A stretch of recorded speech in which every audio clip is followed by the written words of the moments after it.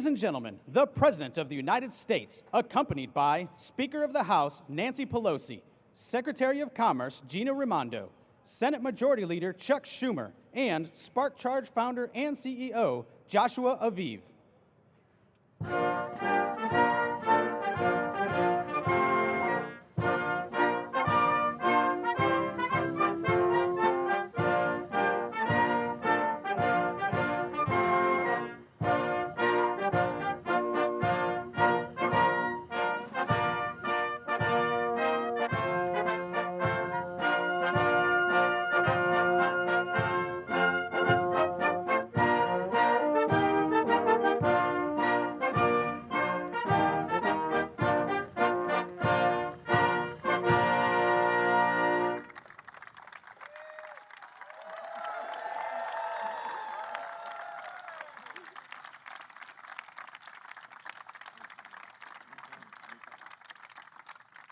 Is this a great day? Well, thank you. Thank you. Please be seated. They didn't even say that in my remarks, but I knew to do it. It's a great day. Thank you, President Biden, for inviting us to the White House. Thank you, Speaker Pelosi and Secretary Raimondo, and thanks to all my great Senate colleagues who are here today as well. Well, what a 6 weeks it has been for the Senate.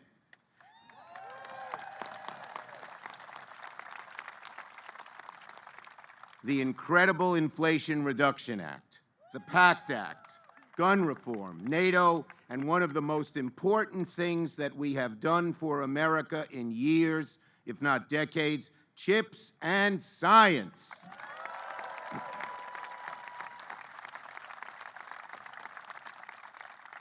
For the last century, American prosperity was anchored on our unmatched commitment to scientific research and innovation. The question facing America today is whether that prosperity will live on in the century to come. Today, by enacting the CHIPS and Science Act, the largest investment in manufacturing, science, and innovation in decades, we say that America's best years still lie ahead.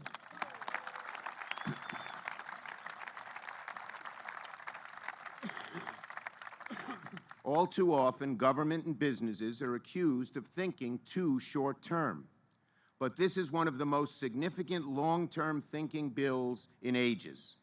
I firmly believe our grandchildren will work in jobs we can't even envision now because of these great investments. And to the innovators, job creators, and workers who have witnessed the slow erosion of America's semiconductor industry, we will bring these jobs back to our shores and end our dependence on foreign chips. All right.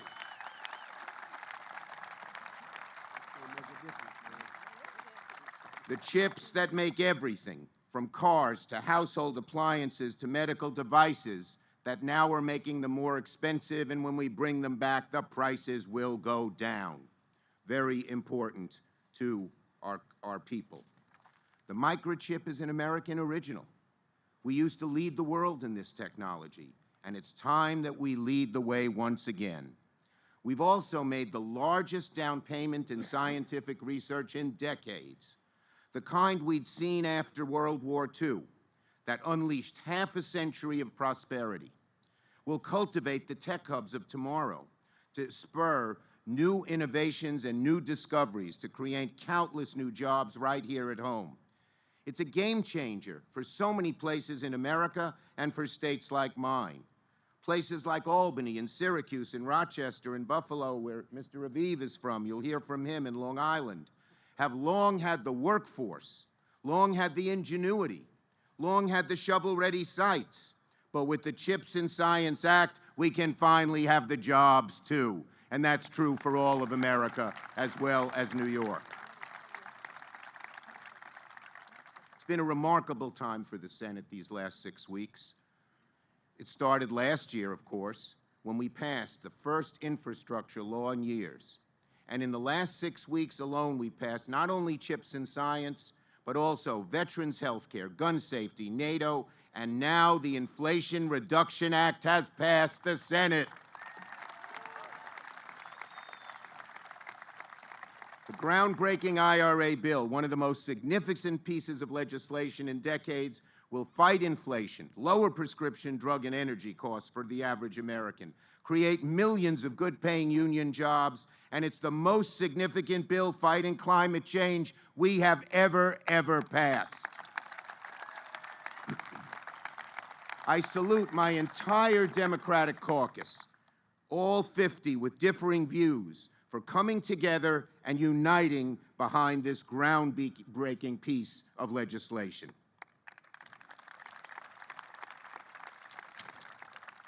Let's see here. These bills are what progress looks like. Don't tell me things can't change. And I want to thank to everyone who made signing of the CHIPS bill possible. Our amazing chair of this conference committee, Senator Maria Cantwell of Washington State. Senators Cardin and Coons and Lujan and Portman and Van Hollen and Kelly and Sinema and Cornyn and Warner and Whitehouse and so many others. And thank you also to Senator Young, my partner in this bipartisan act. He and I worked on this bill, originally called the Endless Frontier Bill. I still love that name, but it's gone. Anyway, he and I worked on this bill for more than 3 long years. I was on my bike one morning in the Senate gym, and I told Todd I believed America had to invest in science and research, and I was passionate about this issue. He was passionate as well, and we got to work on the Endless Frontier Act, which became the blueprint for the CHIPS and Science Act. I've always said that Democrats would be ready to work with Republicans when possible, and at today's signing, we celebrate such an accomplishment. And I want to give a special shout out to my staff. They are amazing, hardworking, and brilliant, and I couldn't have done it without them. Where are you? Raise your hands, folks, so I can see you. They're all scattered throughout. There they are. And finally, last but certainly not least, I want to thank our great president for his leadership. All of these things that we have done, every single one of them wouldn't have been possible without his steadfast, dedicated leadership and vision. Thank you, Mr. President.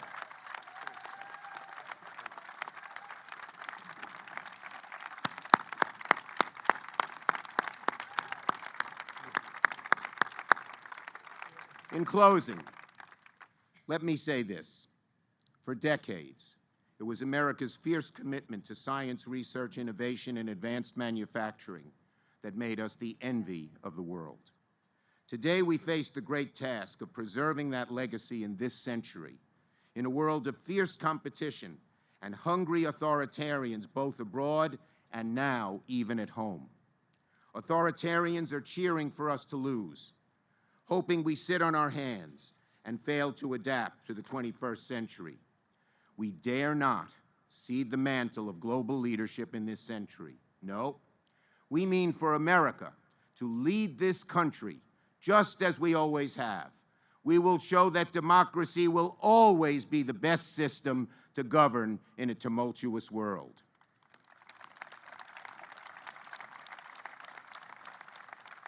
It certainly won't happen on its own, but today we are laying the foundation for a bold, bold future. Today, by enacting the CHIPS and Science Act, we are making clear we believe another great American century lies on the horizon. Thank you. Right.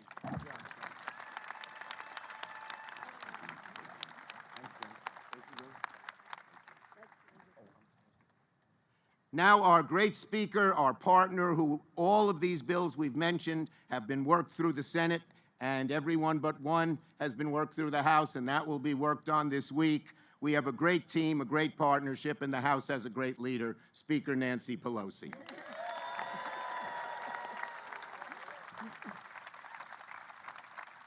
Let me see what it is. Okay, the president's speech is here. I think I have the president's speech here. Well, Do with yours. I don't know what they did with it, but I can do without it. Thank you. That's helpful. Mr. President. Today, Mr. President, with the stroke of your pen, America declares our economic independence, we strengthen our national security, and we enhance our family's financial future. Mr. President, thank you for your visionary, inspiring leadership that brings us together today to ensure that America is better equipped than ever before to compete for and win the 21st century. I thank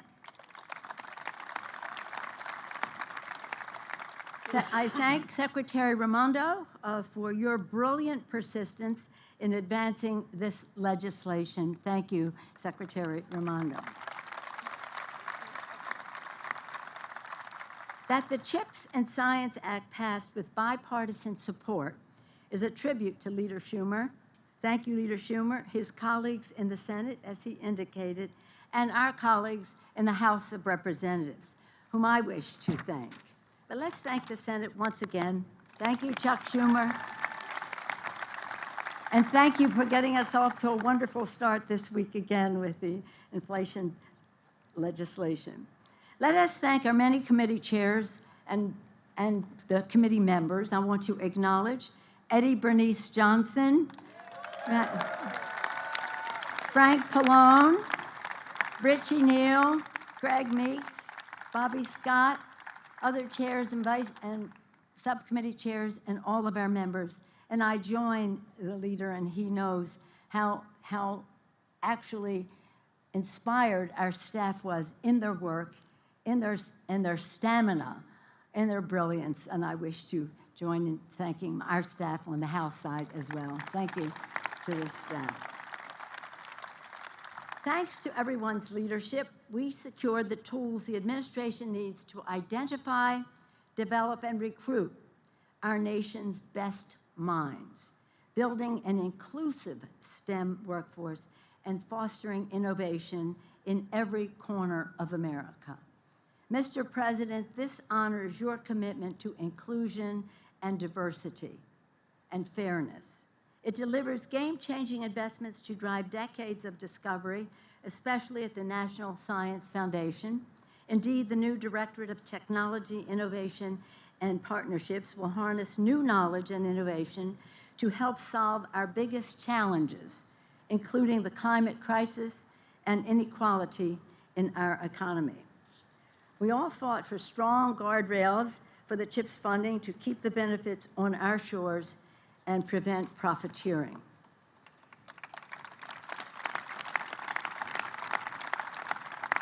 This is a bill about make it in America. Make it in America, as Steny Hoyer would say. Let us thank the countless advocates like Joshua Aviv, who is here, who proved that outside mobilization can spark change.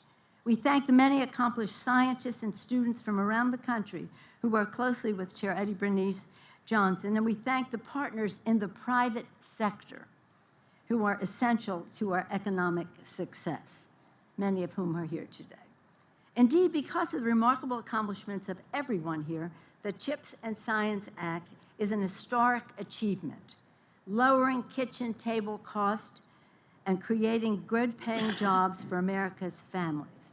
That's our first responsibility domestically.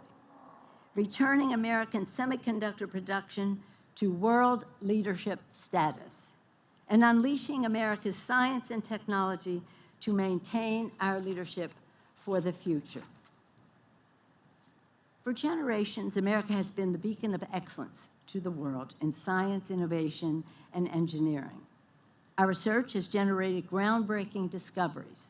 Our industry has powered unprecedented prosperity. Our technology has altered the course of history. And our workforce has been the envy of the world. And we thank our friends in labor who are here today for being the envy of the world. This legislation is in keeping with this all-American tradition, ensuring that our nation can outcompete any nation in the world.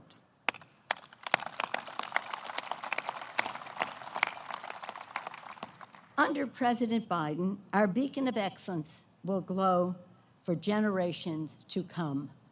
Thank you, Mr. President. And thank you all.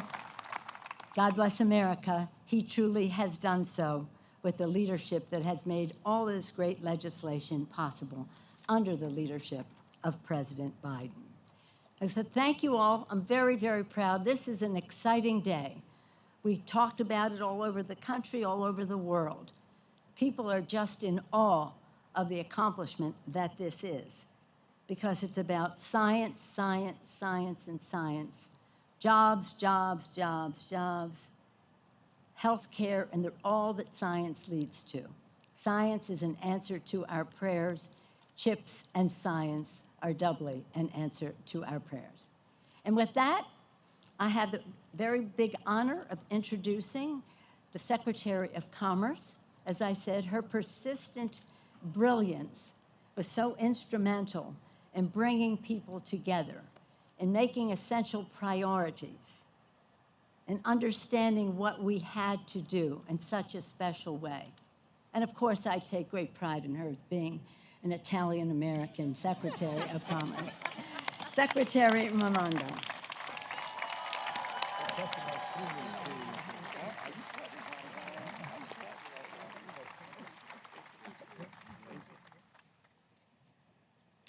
Thank you, Madam Speaker. Thank you, thank you. Please, another round of applause for our amazing speaker.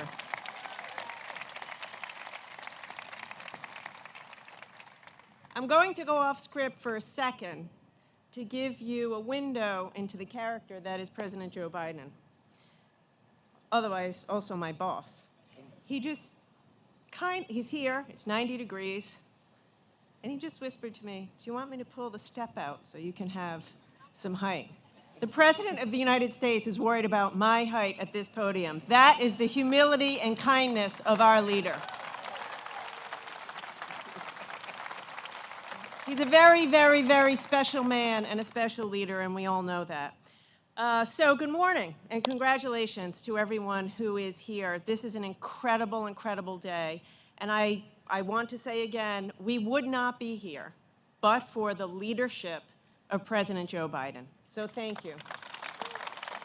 Anyone who has been involved in this bill, any of the bills that are happening, know that there were ups and downs, and it was a long path to get here.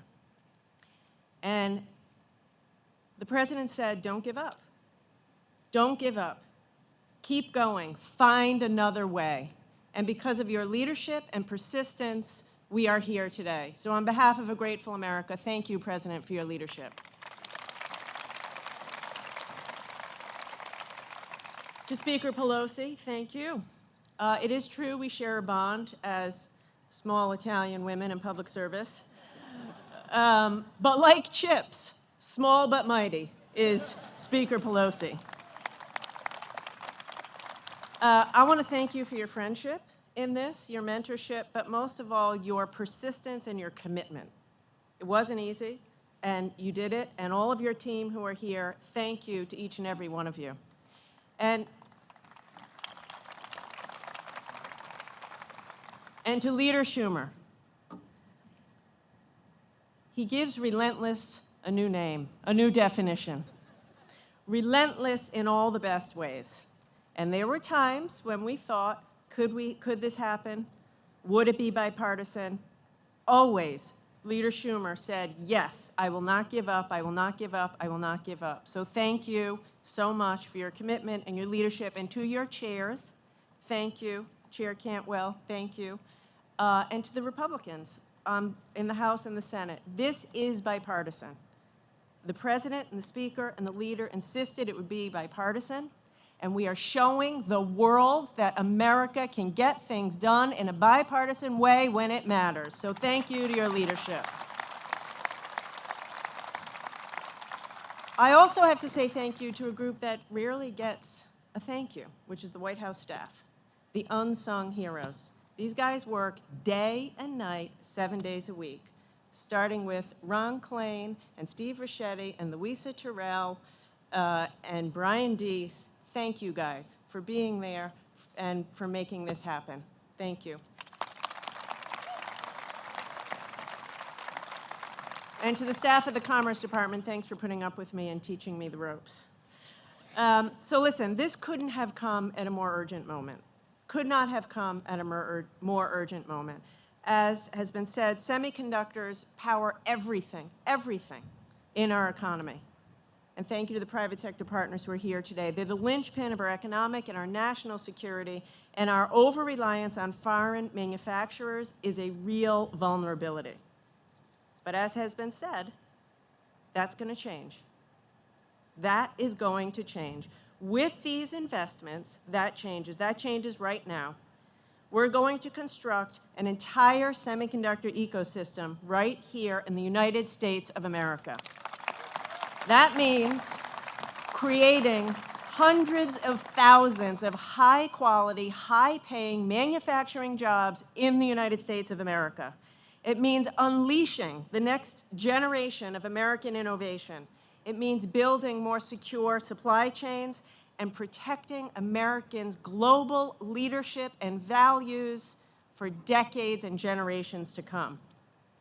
And we're going to ensure, when we're creating these jobs, all Americans have a shot at getting these jobs. All Americans.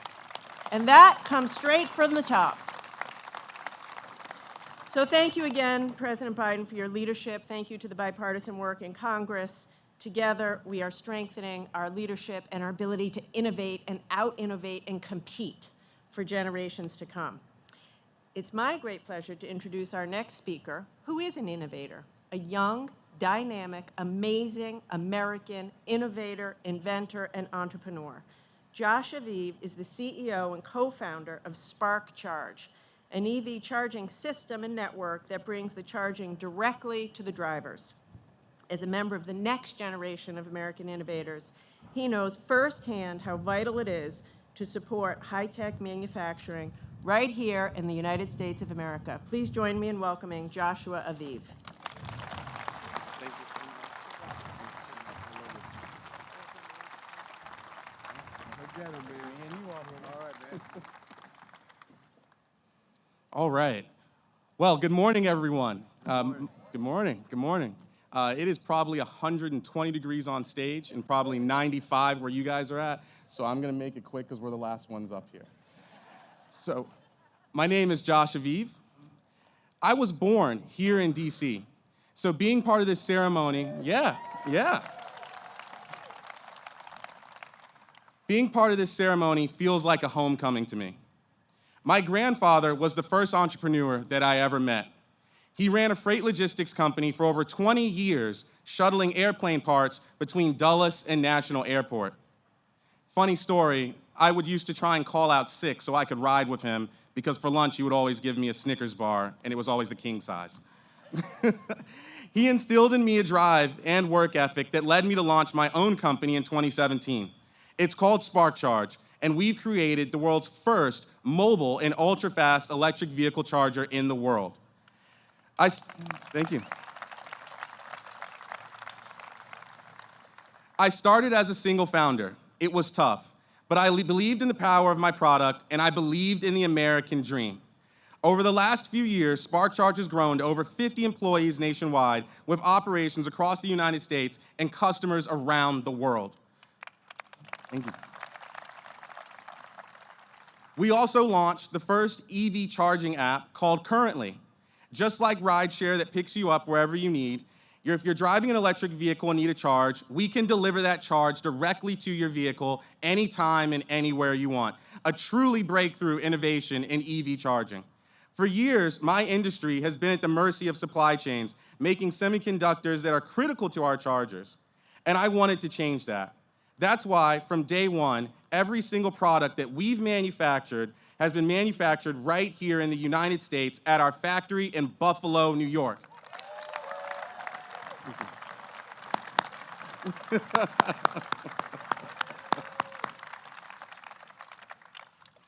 And not only that, but we are also planning to double the size of that factory over the next few months. As a business owner, I want to give my fellow Americans more than just a job. I want to give them an opportunity to lead our economy's transition to a clean, electrified transportation. Because of me, that is what America is all about. It's a country where innovation thrives. With the most capable and creative workforce on earth, anyone with an idea can make it a reality. This new law, the CHIPS and Science Act, gives people like me a chance, the opportunity to build and grow our businesses and be proud of what we do, to be proud of our country. I'm honored to introduce a president who understands that.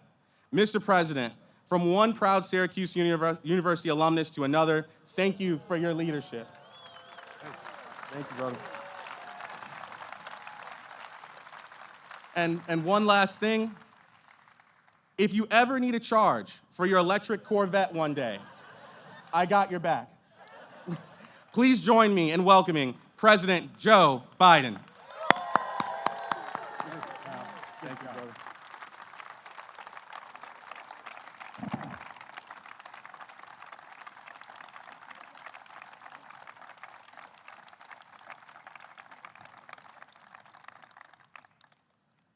Well, I tell you what, Detroit's making some really hot vehicles. They even got a Hummer that can go 4.1, 0 to 60. That's faster than my Corvette. Now, my Corvette's older than I am almost. But what I realize is that my Corvette's now worth a hell of a lot more than when I bought it. I got it original, $5,700. They tell me it's worth a lot of money. But I know if I ever sell it, Bo will come down from heaven and smite me down. But anyway, and by the way, that new Corvette, that's electric Corvette, I got a commitment that I don't think I'm going to be able to enforce, that I get to buy the first one because it's going to be out before I'm out of office. So, at any rate, look, folks, Chuck, you've done a hell of a job. You really have. You really have.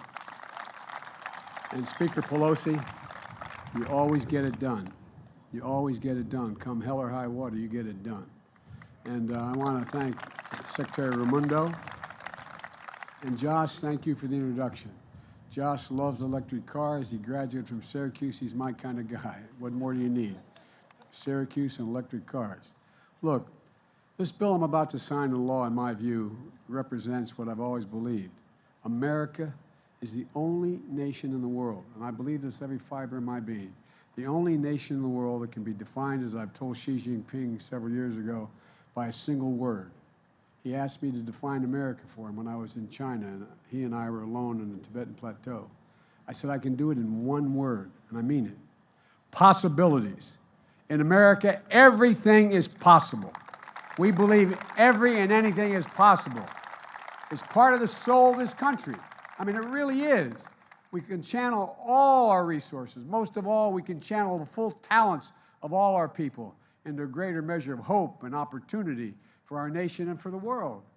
To create good jobs, empower workers, grow the economy, not just for the wealthy, but grow for everyone. To change the course of human health and disease. To tackle climate crisis with innovation and jobs. To lead the world, this is not hyperbole, lead the world in future industries and protect our national security.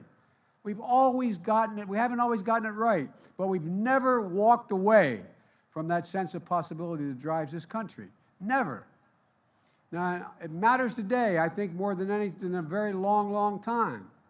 You're tired of hearing me say this, those who work with me so closely, but that's because we face an inflection point in our nation and around the world. Fundamental change is taking place today, politically, economically, and technologically. Change that can either strengthen our sense of control and security, of dignity and pride in our lives and our nation, or change that weakens us so that people are left behind, causing them to question whether or not the very institutions, our economy, our democracy itself can still deliver for them, for everybody. This is the moment we face. I really mean this. I believe with every fiber of my being. We hear all the noise out there. We know there are those who focus more on seeking power than securing the future, than securing the future. Those who seek division instead of strength and unity, who tear down rather than build up. Today is a day for builders. Today, America is delivering. And I honest to God believe that 50, 75, 100 years from now, from people who will look back on this week, they'll know that we met this moment. Today, I'm signing the law of the CHIPS and Science Act, a once-in-a-generation investment in America itself, a law that the American people can be proud of. I called for elements of this law when I first came to office. I want to thank everyone here who helped make it possible. Vice President Harris and the second gentleman, members of the Cabinet and the White House team, members of the United States Congress of both parties, Majority Leaders, Senators Cantwell, Young, Portman. I don't want to get you in trouble, but you did a hell of a job. By the way, he's a good man. That's a different story. I just probably cost him. I apologize. All kidding aside, thank you. Thank you. And along with Senators Cornyn and Wicker, helped keep this bill on track beginning to end. In the House, I thank Speaker Pelosi and Steny Hoyer and Representative Eddie Bernice, God love you. You're sitting there, you're ready, you did it all, you moved. Frank Pallone. I keep reminding Frank he's from New Jersey, but Delaware owns to the high water mark on the shore of New Jersey. We had a court case about that. I just want you to know that. Mike McCall, Doris Matsui, and the man who holds the seat I used to hold, Chris Coons. Look, so many other Democrats and Republicans alike are committed to getting this bill done. And while the bipartisanship in Congress is critical, I also want to acknowledge something else. Look at the people here today. You come from all different backgrounds to support this bill. Governors, like the governor of Illinois who I see, legislators, mayors, state legislators, entrepreneurs, business people, labor. They're the reason why we're here. They're the reason why we got this far. Scientists, technologists, engineers, physicians. Presidents of four-year and community colleges, both. Civil rights leaders, national security leaders, government officials. I met with many of you through this process. So many of you have spent years and years calling for key investments that are made in this bill. For years you've been calling for it. You helped make it happen. You represent why we are better positioned than any other nation in the world to win the economic competition of the 21st century. You're the reason why I'm so optimistic about the future of our country. You know, the CHIPS and Science Act supercharged our efforts to make semiconductors here in America. Excuse me, those tiny computer chips, smaller than a fingertip, that are the building blocks for our modern economy, powering everything, from smartphones to dishwashers, automobiles. In fact, there are as many as 3,000 semiconductors per vehicle made today, 3,000 per vehicle. America invented the semiconductors. They powered NASA's mission to the moon. Federal research and development brought down the cost of making them and built a market and an entire industry. As a result, over 30 years ago, America had 40% of the global production of these chips. And then something happened. American manufacturing, the backbone of our economy, was hollowed out. We let semiconductor manufacturing go overseas. And as a result, today, we barely produce 10% of the semiconductors, excuse me, despite being the leader in chips design as well as research. And as we saw during the pandemic, when factories that make these chips shut down, the global economy comes to a screeching halt, driving up costs for our families and everyone, not just here, but around the world. 1/3 of the core inflation last year was due to the higher price for automobiles and a shortage of semiconductors. Folks, we need to make these chips here in America to bring down everyday costs and create jobs. Don't take my word for it. Listen to some of the business leaders here today and across the country. They're making decisions right now about where to invest and ramp up production for these semiconductors. Many are foreigners making investments, companies deciding where in the world to go, and they've chosen the United States of America. They look at China, Japan, South Korea, the European Union, all making historic investments of billions of dollars to attract the businesses to their countries to produce these chips. But these industry leaders also see America is back and leading the way. During my State of the Union, I described the field of dreams on 1,000 acres outside of Columbus, Ohio, where America's future will be built. Intel, whose CEO is here today, Pat Gelsinger, is here today. He's going to break ground in the next generation semiconductor factories in Central Ohio early this fall. American company Micron is announcing today that because of this law, it's going to invest $40 billion over 10 years to build factories and special chips called memory chips that store information on your smartphone. Investment. This investment alone is going to create 40,000 jobs. Excuse me, I'm sorry, and increase market share in memory chips by 500%. Two more American companies. I want to take another sip of water. Two other companies, Global Foundries and Qualcomm, announced yesterday a $4 billion partnership to produce chips in the U.S. that would otherwise have gone overseas. Qualcomm is one of the world's largest buyers of chips. It's planning to increase its chip production by up to 50% over the next 5 years. These companies see what I see, that the future of the chip industry is going to be made in America. And for folks at home, there's a broader supply chain that makes these semiconductors that connect countless other small businesses and manufacturers. This law funds the entire semiconductor supply chain for research and development to key inputs like polysilicon manufactured by a factory in Hemlock, New York. Nearly 1/3 of all the chips in the world use polysilicon made in Hemlock. Imagine if we had more of these kinds of factories across the country. This law will make that a reality.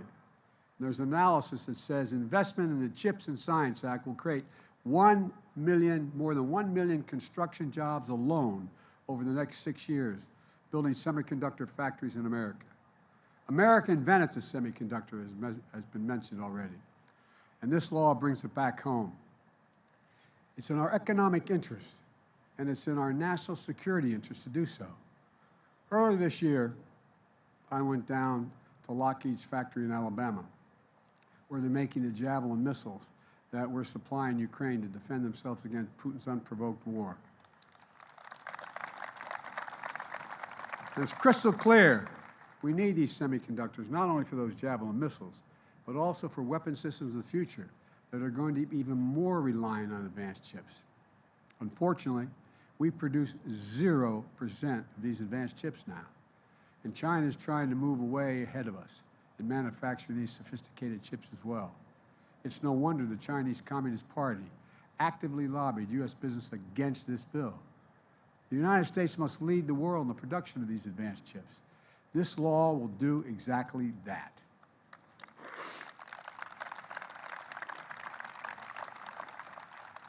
And to be clear, this law is not handing out blank checks to companies.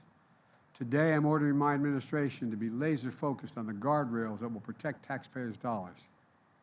It means making sure that companies partner with community colleges and technical schools to offer training and apprenticeship programs and work with small and minority-owned businesses. They'll have the power to take back any federal funding if companies don't meet these commitments required by the bill. This includes requirements that companies building these semiconductor facilities pay Davis-Bacon prevailing wage to ensure the tens of thousands of new construction jobs are union jobs. We'll not allow companies to use these funds to buy back stock or issue dividends. And finally, this bill is about more than chips. It's about science as well. Decades ago, we used to invest 2% of our GDP and led the world in everything. We led the world in everything from internet to the GPS. Today, we invest less than 1%. We used to rank #1 in the world in research and development. Now we rank #9. China was #8 decades ago. Now they are #2. And other countries are closing in fast. This law gets moving up once again. It authorizes funding to boost our research and development funding, closer to 1% of the GDP, the fastest single-year percentage increase in 70 years, and it's going to make a difference. This increased research and development funding is going to ensure the United States leads the world in the industries of the future, from quantum computing to artificial intelligence to advanced biotechnology, kinds of investments that will deliver vaccines for cancer cures, for HIV, invent the next gen big things that hadn't even been imagined yet. A law that requirements that any company that receives federal research development will have to make that technology they're inventing here in America. That means we'll invest in America and invent in America and make it in America. We're going to make sure we include all of America, supporting entrepreneurs and technological hubs across America, including historic black colleges and universities, minority-serving institutions, tribal colleges. We're going to tap into our greatest competitive advantage, our diverse and talented workforce, urban, rural, suburban, and tribal.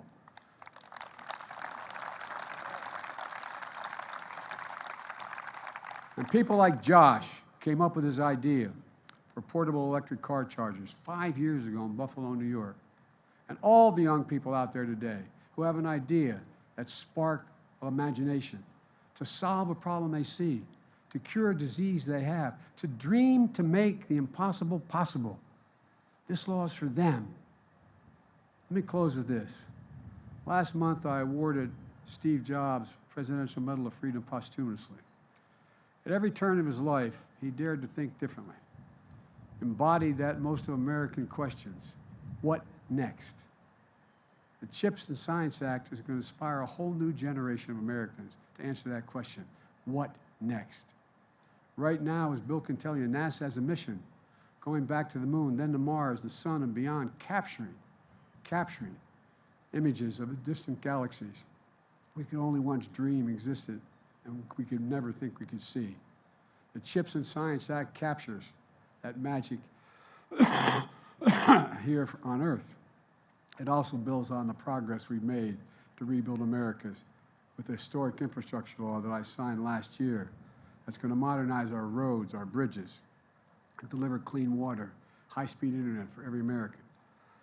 It builds on another, one of my many top priorities, creation of an advanced research projects agency in health, for health, ARPA-H. It's going to transform how we detect, treat, cure diseases like Alzheimer's, diabetes, and cancer. And tomorrow, I'm signing the most significant law ever to help veterans suffering from exposure to toxins from burn pits.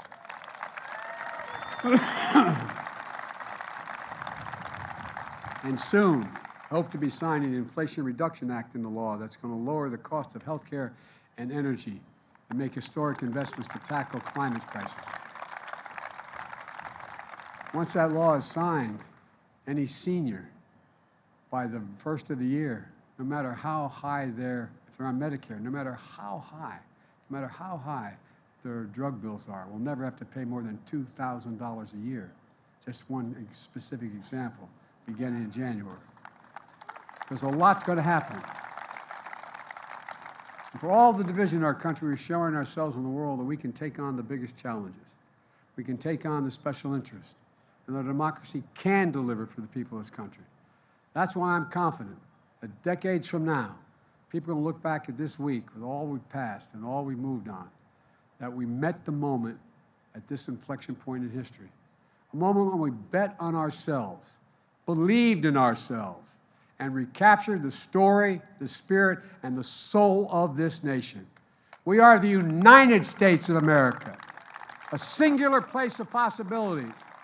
I'm not going to go sign the CHIPS and Science Act, and once again, I promise you, we're leading the world again for the next decades. Thank you.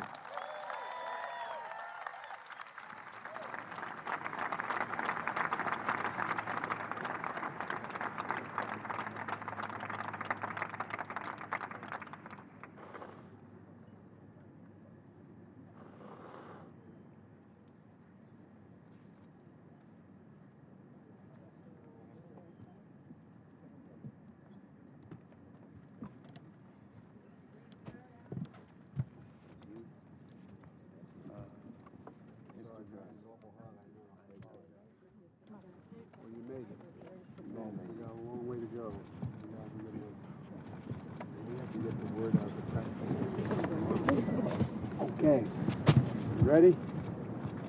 Got it?